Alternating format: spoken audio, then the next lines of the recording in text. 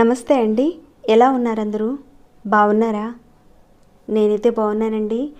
మీ అందరికీ అమ్మవారి ఆశీస్సులు ఎల్లప్పుడూ ఉండాలని కోరుకుంటూ, జాతకంలో శని భగవానుడు బాగోలేదు, చాలా ఇబ్బందులు పడుతున్నామండి, ఆర్థికంగా కలిసి రావడం లేదండి, ధనం నిలబట్టం లేదు అనేవారు తప్పకుండా ఇప్పుడు చెప్పుకొని కొన్ని పద్ధతులను పాటించండి, వాటి నుంచి బయటపడతారు. శనిదేవుడు అంటే చాలామంది భయపడతారు, అంత భయపడాల్సిన అవసరం లేదండి. చాలా మంచోడు శని భగవానుడు. ఆయన నీతికి న్యాయానికి ధర్మబద్ధంగా కట్టుబడి ఉంటాడు. శనీశ్వరుణ్ణి నియమ నిష్టలతో పూజిస్తుంటే చక్కని శుభాలు కలుగుతాయి. శనిగ్రహ దోషాలు తొలగించుకోవడానికి అర్ధాష్టమి శని కానీ, ఏలినాటి శని కానీ, ఇంకా శనికి సంబంధించిన ఏ దోషాలైనా సరే తొలగించుకోవడానికి ఈ మాసం సరైన మాసం. ఇప్పుడు మనకు నడుస్తున్నది పుష్యమాసం. చంద్రుడు పుష్యమే నక్షత్రంలో ఉండగా వచ్చే మాసాన్ని పుష్యమాసం అంటారు. పుష్యం అంటే పోషణ శక్తి కలిగిందని అర్థం. పుష్యమాసాన్ని శూన్యమాసం అని కూడా అంటారు. ఇది శుభకార్యాలకు అనువైన మాసం కాదండి, కానీ దేవతారాధనకు చాలా అనువైన మాసం. పుష్యమాసానికి అధిపతి శనీశ్వరుడు. నక్షత్రం పుష్యమి. పుష్యమాసంలో శనీశ్వరుడు కనుక పూజించితే చాలా మంచి సత్ఫలితాలు ఉంటాయి.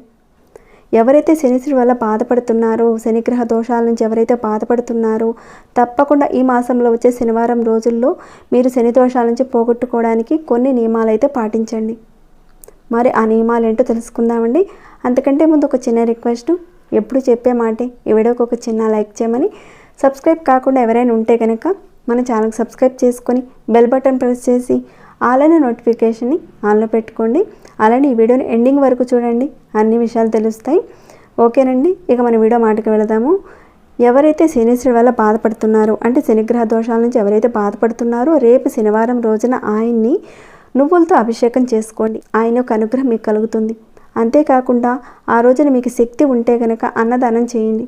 కనీసం కాకికి అంత అన్నం పెట్టండి. శని బాధలు తొలగిపోతాయి. శనివారం రోజున ఉదయాన్నే లేచి చక్కగా ఇల్లు వాకిలి అంతా శుభ్రం చేసుకున్న తర్వాత తలస్నానం చేసుకోండి. ఆ తర్వాత శివార్చన చేసుకోండి. మీ పూజ గదిలోనే ఈశ్వరుడి దగ్గర శనీశ్వరుడి స్తోత్రాలు చదువుకోండి. శనీశ్వరుడి యొక్క అనుగ్రహం పొందేలా చక్కగా ఈశ్వరుడికి పూజ చేసుకోండి. అలా చేసుకుంటే శనిగ్రహ దోషాలు ఏమైనా ఉంటే కనుక ఆయన్ని పూజిస్తే త్వరగా బయటపడతారు. ముందుగా గణేశుని పూజించుకోండి. ముందు పూజ ఎప్పుడైనా వినాయకుడికే కదండి. ఆయన పూజించుకున్న తర్వాత నవగ్రహ స్తోత్రాన్ని కూడా చదువుకోండి. ఎప్పుడైనా సరే ముందు వినాయకుడి స్తోత్రం చదువుకున్న తర్వాత నవగ్రహ స్తోత్రం చదువుకోవాలి. నవగ్రహాల్లో ఏదో ఒక గ్రహం మీకు జాతకంలో మీకు తెలియకుండానే బలహీనంగా ఉండొచ్చు. మీరు ప్రతిరోజు చదువుతూ ఉంటే కనుక ఆ గ్రహాల నుంచి వచ్చే ఏమైనా ఇబ్బందులు ఉంటే తొలగిపోతాయి. దానికి తోడు మంచి మంచి మీరు పరిహారాలు చేసుకున్నారనుకోండి, అవన్నీ కూడా సక్సెస్ అవుతాయి. శనివారం రోజున నవగ్రహ స్తోత్రంతో పాటు శనిదేవుడికి సంబంధించిన శని స్తోత్రాలను కూడా చక్కగా పఠించుకోండి. మీకు వీలున్నంత వరకు ఆ రోజున ఏ పని చేసినా కానీ మౌనంగా ఉండండి. ఎదుటి వారిని తిట్టడం కానీ, అనరాని మాటలు మాట్లాడడము, ఎదుటి వాళ్ళని బాధ పెట్టడం ఇలాంటివి చేయకండి. ఆ రోజునే కాదండి, మన లైఫ్లో ఎప్పుడైనా సరే అవతల వాళ్ళకి హాని చేయకుండా, బాధ పెట్టకుండా ఉండాలి. అప్పుడే శని భగవాను నుంచి కృప మన మీద ఎప్పుడు ఉంటుంది. ఆయన చల్లగా చూస్తాడు, మన లైఫ్ కూడా బాగుంటుంది. ఇక ఆ రోజంతా బాధపడుతూ ఉండడము, ఇంకా గొడవలు ఎలాంటివి పెట్టుకోకండి, ప్రశాంతంగా ఉండండి. ఒకవేళ ఇంట్లో ఎప్పుడు గొడవలు ఉన్నా కానీ కనీసం ఆ రోజున గొడవలు లేకుండా చూసుకోండి. అలా ఉంటేనే శనిదేవుడికి నచ్చుతుందట. ఇక ఆ రోజున మీరు మద్యపానం కానీ, మాంసాహారం కానీ ఏది తీసుకోకండి. ఇక శని భగవానుడికి అయితే మీరు నల్ల నువ్వుల నైవేద్యంగా సమర్పించాలి. మీకు కుదిరితే కనుక శంకు పుష్పాలను సమర్పించండి. అవి లేకపోతే నీలవర్ణంతో ఉన్న పుష్పాలనైనా సరే శని భగవానుడికి పెట్టి పూజ చేసుకోవచ్చు. అవి కూడా లేవండి అంటారా, మీకు దొరికిన పూలతోనే చక్కగా చేసుకోండి. అలానే శనివారం రోజున శని భగవానుడికి నల్ల నువ్వులను, నల్ల క్లాత్ను దానంగా ఇవ్వండి. దోషాలు తొలగిపోతాయి.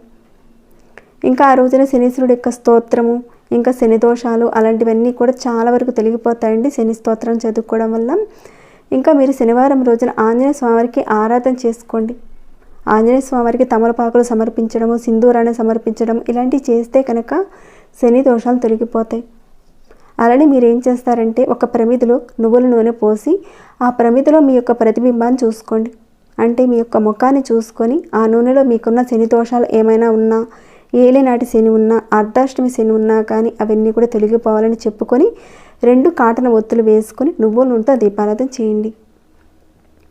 అలా చేయడం వల్ల ఎలాంటి శని దోషాలు ఉన్నా కానీ తొలగిపోతాయి. ఇంకా ఆ రోజున హనుమాన్ చాలీసాను కూడా పఠించండి. శనిగ్రహ దోషాల నుంచి బయటపడతారు.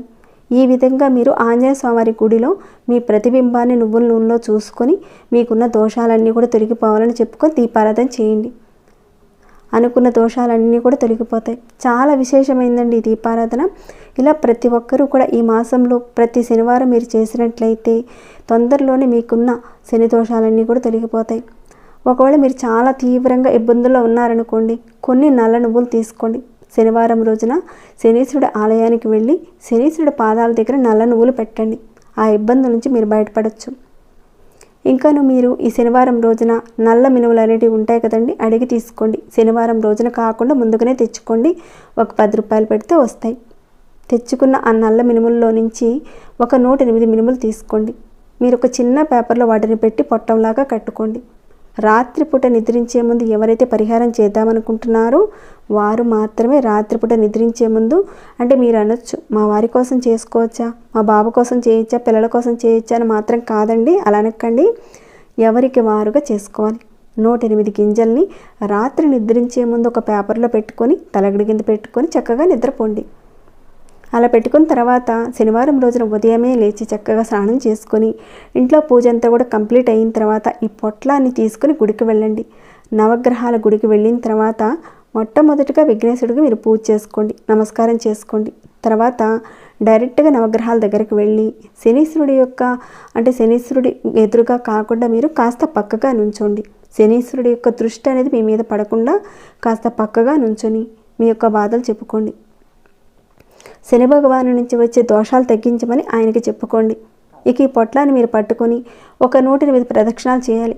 ఒక్కొక్క ప్రదక్షిణ చేసేటప్పుడు ఒక్కొక్క గింజని చేతిలో పట్టుకొని తిరుగుతూ ఒక్కొక్క గింజని శని భగవానుడి దగ్గర పెడుతూ పొట్టంలో నుంచి గింజలన్నీ కూడా పూర్తిగా అయిపోయేలా ఒక 108 ప్రదక్షిణాలు చేయాలి. తర్వాత మీరేం చేస్తారంటే కాళ్ళు చేతులు కడుక్కొని ఆ పక్కనే శివాలయం ఉంటే కనుక శివాలయంలో వెళ్ళి శివుణ్ణి దర్శించుకోండి, లేదంటే హనుమంతుడిని దర్శించుకోండి. తప్పకుండా రేపు శనివారం రోజున ఎవరికైతే ఈ దోషాలు ఉన్నాయో, శని దోషాలు ఉన్నాయో శనివారం రోజున తప్పకుండా చేసుకోండి. అలానే శనివారం రోజున కాకికి ఆహారం పెట్టండి. కాకికి ఎలాంటి ఆహారం పెడితే శనీశ్వరుడి యొక్క అనుగ్రహం కలుగుతుందంటే మీరు వండిన మొదటి అన్నం ముద్దలో కొద్దిగా బెల్లం ముక్క అలానే కొద్దిగా నువ్వులు వేసి కలిపి ఆహారంగా పెట్టండి. ఈ పరిహారాలు మీరు పాటించడం వల్ల మీ జీవితం ఎంతో బాగుంటుంది. శనిగ్రహం నుంచి మీరు పడే బాధల నుంచి చాలా వరకు మీరు బయటపడతారు. శనిదేవుడు అంటే మనం చేసే పనుల నుంచి మనల్ని విముక్తి చేస్తాడు. చేయరాని పనులు చేయకుండా మంచి పనులు చేస్తూ వెళితే కనుక ఆయన అనుగ్రహం తొందరగా లభిస్తుంది. శని బాధలు ఉన్న ఉద్యోగంలో సరిగా కలిసి రాదు, వ్యాపారం బాగుండదు, చాలా మటుకు కోపం అనేది వస్తూ ఉంటుంది. ఇదంతా కూడా శని కారణాల వల్లే ఉండడం వల్ల. అందుకే మీరు అప్పుడే అర్థం చేసుకోవాలి శని బాధలు ఉన్నాయని. ఇంకా నల్లటి వస్తువులు, నల్లటి వస్త్రాలు ఎవరు తీసుకుంటారు అలా మీరు అనుకోవచ్చు. మీరు గుడికి వెళ్ళండి, పూజారిని అడిగితే కనుక తీసుకునేవారు ఉంటారు, వారికి చక్కగా ఇచ్చుకోవచ్చు. అలానే ఈ రోజున నల్లగా ఉండే కుక్కకి, కాకికి, నలుపు రంగులో ఉండే జంతువులకు ఆహారం పెట్టండి. ఆయన యొక్క అనుగ్రహం మీ మీద ఉంటుంది. ఎవరి కర్మ ఫలితాన్ని వారు చేసిన కర్మలు, అది మంచి కర్మలైతే మంచి ఫలితాలను పొందుతారు, చెడు కర్మలైతే చెడు ఫలితాలను పొందుతారని మన పురాణాల్లోనే చెప్పబడింది. కర్మ ఫలితాల నుంచి తొందరగా బయటపడాలంటే ఇప్పుడు చెప్పుకున్న వాటిని తప్పకుండా శనివారం రోజున చేసుకోండి. దీపారాధన చేసుకోండి, దానం చేయండి. ఉన్న దాంట్లో మీకు కుదిరినవి చేయడం వల్ల చక్కగా ఆ శనీశ్వరుడు యొక్క అనుగ్రహం మీరు పొందుతారు. మునుముందు ఏ పని తలపెట్టినా కానీ ప్రతి పనిలో కూడా సక్సెస్ మీదే ఉంటుందండి. సో తప్పకుండా మీరు చేస్తారని నేను భావిస్తున్నాను. ఆ శనీశ్వరుడు యొక్క అనుగ్రహం మీ అందరికీ కూడా కలగాలని నేను కోరుకుంటూ ఈ వీడియోని ఇంతటితో ముగిస్తున్నాను. మరి ఈ వీడియో మీకు ఎలా అనిపించిందన్న మాట చెప్పండి. ఇంకేమైనా డౌట్స్ ఉంటే కనుక అడగండి, తప్పకుండా రిప్లై ఇస్తాను. ఇంకా లైక్ చేయకుండా ఉంటే ఒక చిన్న లైక్ చేయండి. సబ్స్క్రైబ్ కాని వారు మన ఛానల్కి సబ్స్క్రైబ్ చేసుకొని ప్రతిరోజు మన ఛానల్లో ఉన్న వీడియోస్ని చూస్తూ ఉండండి. మరొక భక్తి వీడియోలో మళ్ళీ మిమ్మల్ని కలుసుకుంటాను. అంతవరకు సెలవు.